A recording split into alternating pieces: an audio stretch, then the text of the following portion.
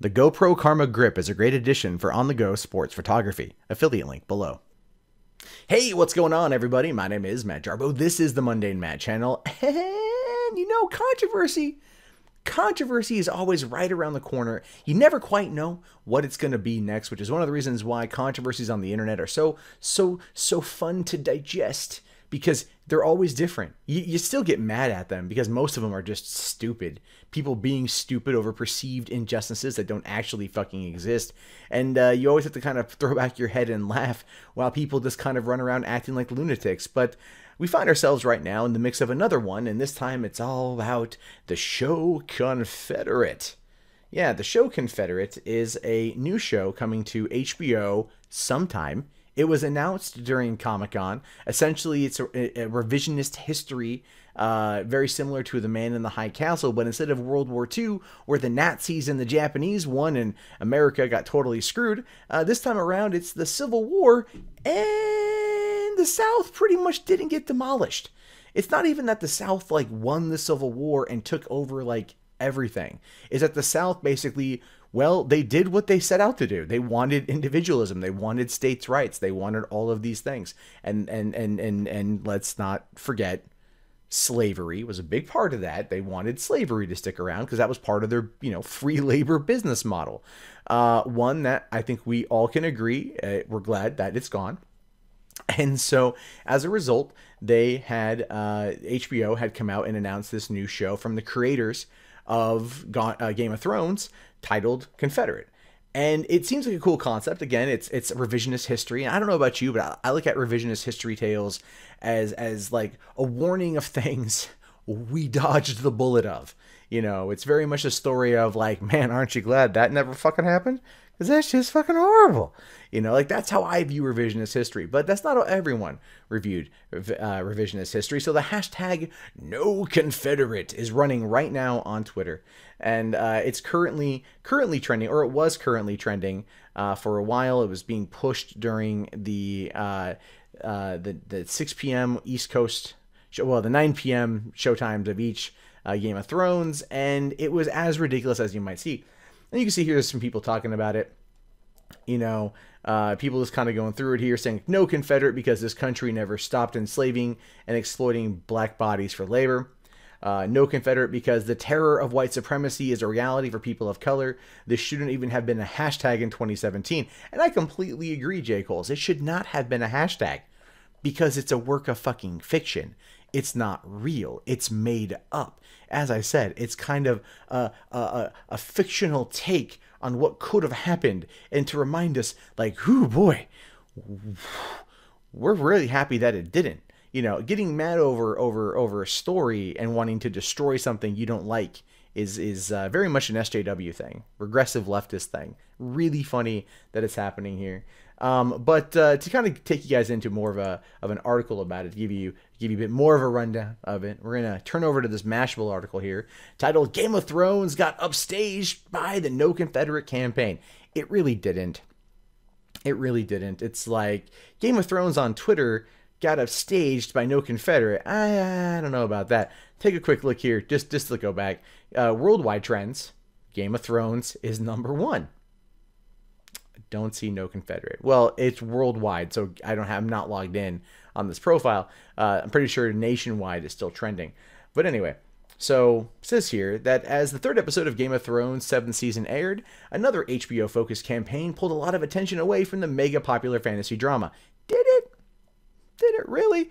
Do you think people watching Game of Thrones stopped watching Game of Thrones because the No Confederate hashtag was running at the same time that wasn't necessarily 100% tied into Game of Thrones? I hate to break it to you, it really wasn't. Last week, HBO announced a new project with Game of Thrones showrunners David Benioff and D.B. Weiss, an alternate reality show in which the Civil War did not stop slavery and it continued to this very day. Oof, pretty rough, right? Is it? I mean, we tell stories of horrible things all the time. People glorified fucking Scarface, right? For 30 years now. Glorified the fuck out of that movie. Cuban American coming to America, starting, or a Cuban coming to America, getting into the drug trade, becoming the king, the Don, and then getting gunned down by a Colombian death squad. I mean, yeah, it's got some fucking nice pop culture moments in it, like say hello to my little friend, but the core concept of it, though, still is this utterly dark, brutal tale that takes place during the height of capitalism in the United States. So it's a take on a moment in time that is based in some form of reality, but still is not 100% there. This is off the bat saying, okay, guys, listen, we're telling this really kind of dark, fucked up tale. It just takes place in a fictional universe where things didn't actually happen. You're okay. You're safe. You'll be perfectly fine. But instead, people got butthurt. Goes on to say here, lots of people thought so, and the announcement was greeted with multitudes of backlash against the extremely sensitive subject and the fact that it would be spearheaded by two white dudes. Yeah, two white guys responsible for one of the most famous shows on the planet, tackling a subject matter that is dark and upsetting, very similar to parts of Game of Thrones. Like, I remember when Sansa got raped by Ramsay Bolton. Twitter lost their shit. People lose their shit all the time. Red wedding, anyone? I mean, we still talk about the red wedding of being like this. Oh my God. Like, when you describe Game of Thrones to people, you're like, oh, is it bad? And you're like, whoa, I mean, like, it's bad, but not like red wedding bad, in terms of the violence and the gratuitousness of it all. So again, that's kind of how people respond to these things. But it goes on to say that writer couple Nichelle Tramble Spellman and Malcolm Spellman, who are black, are tapped to co-write and executive produce, but the two guys, D.B. Weiss and David Benioff, are still the showrunners. And there's nothing wrong with that. If a black couple is coming in to executive produce and to write it, they're going to be very much pushing this. D.B. Weiss and David Benioff are going to be bringing their experience to creating worlds, and they're going to be bringing their experience to crafting these tales with these good characters. That's what they're going to be doing, as well as working alongside the Spellmans, who I'm pretty sure pitched the idea to them, and they took that to HBO, part of a package deal, which is probably what got this thing off the ground in the first place. It goes on to say that out of this intense social media and regular media backlash, an impromptu protest formed with the Twitter hashtag #NoConfederate. The campaign was launched by Oscar So White progenitor Reign of April, and the hashtag spread like wildfire. Viewers of Game of Thrones circled the hashtag around tonight's episode as a loud message that they had no desire for a slow show about modern slavery. It's not... Yeah. I understand they have every right to protest. I just have every right to kind of look at them and go, man in the high castle. Anyone? We've kind of been here. I mean, like, Nazis, eradicated like 6 million people with their TV show about how they took over America. I mean, you guys, no, nothing. Crickets. Okay. Like, you're getting a lot of that shit. And I've seen people come out and they go, oh, you can't compare the two. You can't compare Man in the High Castle. You can't compare it to Confederate. Totally different scenarios. The subjugation and exploitation of humans for a multitude of reasons, whether actually in both cases, labor was a big part of it, and a lot of other really horrible, fucked up things. Again, what this is boiling down to when people are upset about this is like fucking... it's oppression Olympics, in my opinion. It's very much oppression Olympics is what it boils down to. You've got, when the Man in the High Castle was talked about, like when it was first pitched by Amazon, no one sat there and went like, oh, where's hashtag no Nazi? We can't have this. What the fuck? No, the Anti-Defamation League didn't come out and condemn it because no one cared. But here you've got the girl who is the progenitor of the Oscar So White hashtag campaign a couple years in a row, which ultimately does nothing. It does nothing because, again, the Oscars aren't controlled by talent. They're controlled by money and how much money gets spent on a marketing for trying to push that particular actor or actress or film or producer or writer or whatever into those categories that would get them the most exposure in order to get them nomination from the Academy's 6,500 plus members. You know what I mean? Like it's all a money game. That's how it works. Not the same thing at all, but it's as much as you would like to think that Hollywood's a meritocracy, in a lot of ways it just boils around money. I mean, from the filmmaking side of things, oftentimes it's a meritocracy. I mean, there's nepotism and cronyism. I'm getting off track. You guys know what I'm trying to say here. And so through most of Sunday night, the No Confederate was one of the most trending topics on Twitter. It led Twitter's trending topics in the U.S. and was top 3 worldwide. Well, it's yeah, not anymore. It died off pretty quick. April here saying, we did it. We trended #1 nationwide and #2 worldwide for most of the hour. This is the power of social media at HBO, and we say no Confederate. To which case I respond back with, HBO got an hour of like free press, insane free press for this project that's not even it's not even in production yet. And all they've done now is solidify it for when Confederate does come out, that everyone's going to be watching it. All they've done now is just put a pin in what's going to be a huge show. And I was thinking about this earlier. I'm like, what show could I do an after show discussion of a new big series? And I'm all like, oh yeah, Confederate. like thanks. It's going to be something we're talking about because of the perceived injustices surrounding it when it's still in pre-production. And it's probably still even in development. And it goes on to say, many just tagged No Confederate along with their weekly Game of Thrones live tweeting. Some called out HBO on the issue altogether. With Sealy Music here saying, a series about the South winning the Civil War with a sitting president who just called for police brutality is beyond sick. Again, it's not entirely true. It's not about them winning the Civil War. It's that they didn't lose the Civil War. If they would have won the Civil War, they probably would have taken over the North as well. They just held on to their states. Maybe you can call that winning. Sure, maybe. But keep in mind that the Civil War was not just about slavery. It was about a lot of other issues, a lot of other factors. Yes, slavery was a large part of that, but everyone likes to just kind of chalk it up to slavery because when you're in like 4th grade social studies and they talk to you about the Civil War and you raise your hand and you're just like, excuse me, what was the Civil War about? You're just going to hear, it was about slavery. Because you have to get through so much shit, and it's just better to summarize it to that, which ultimately does people a disservice when they're trying to talk history down the road, because you're just like, you can sit there and go, states' rights, and someone's going to be like, who the fuck said that? What the fuck do you mean states' rights? It was about slavery. Like, it was about both. People don't want to ever think outside of where they're at in these issues, and that's, again, popping up with this particular one right here.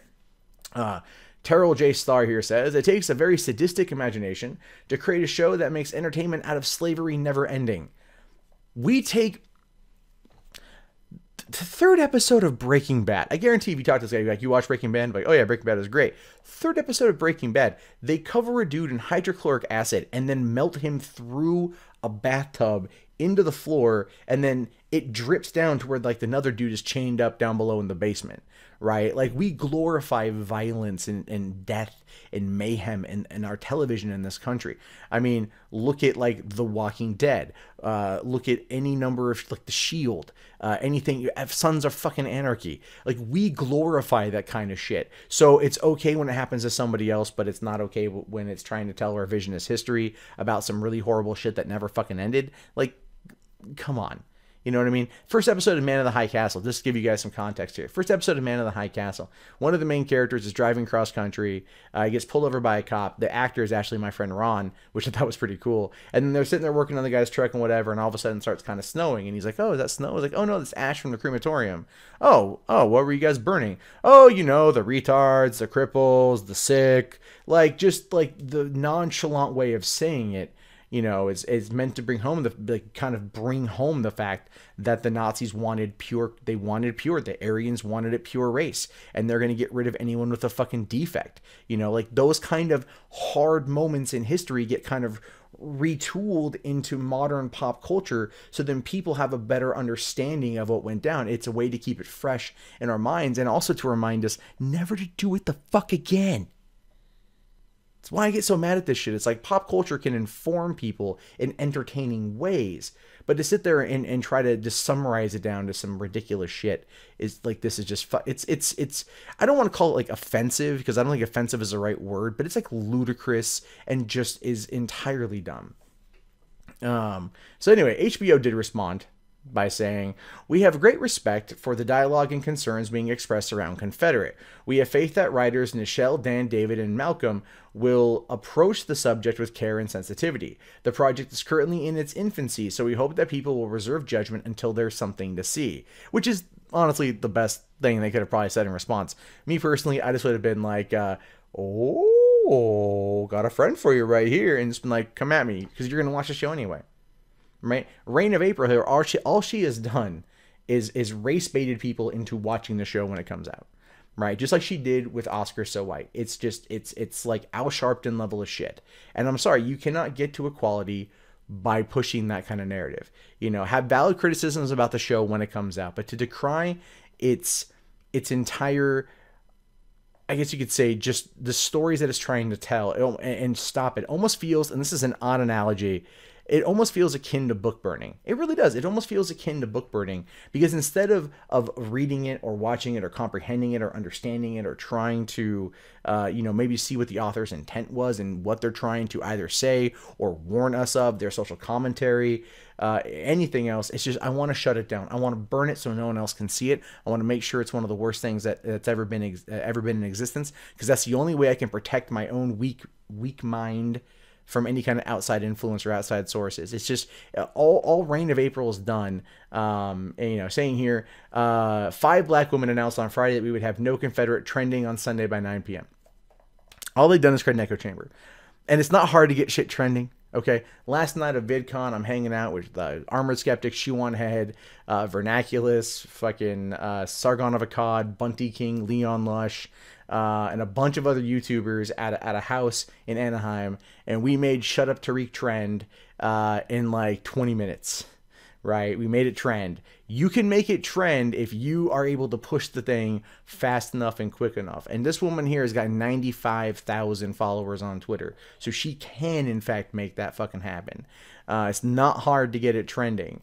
And then everyone else that she got worked up by baiting them with basically a non-issue, essentially then was able to push that up while it was going on with Game of Thrones. And then as soon as Game of Thrones was over, no Confederate died a pretty quick death. Again, this will resurface. It will resurface when the show actually comes out. Probably not until, I'm going to take a wild step in the dark here, either probably not until fall 2018 or sometime spring 2019. It's a long ways to go.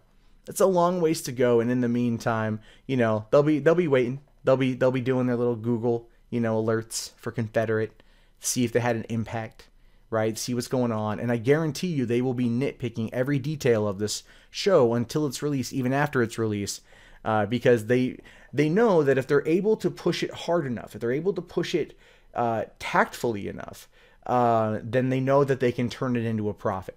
They know that they can turn it into a 6-figure a year salary if they're able to argue it well enough. Shit, DeRay did it with BLM, so you got that. But yeah, it's just it's a load of nonsense. This is one of the biggest non-controversies I've seen in a long time, and it just cracks me up that it even fucking happened.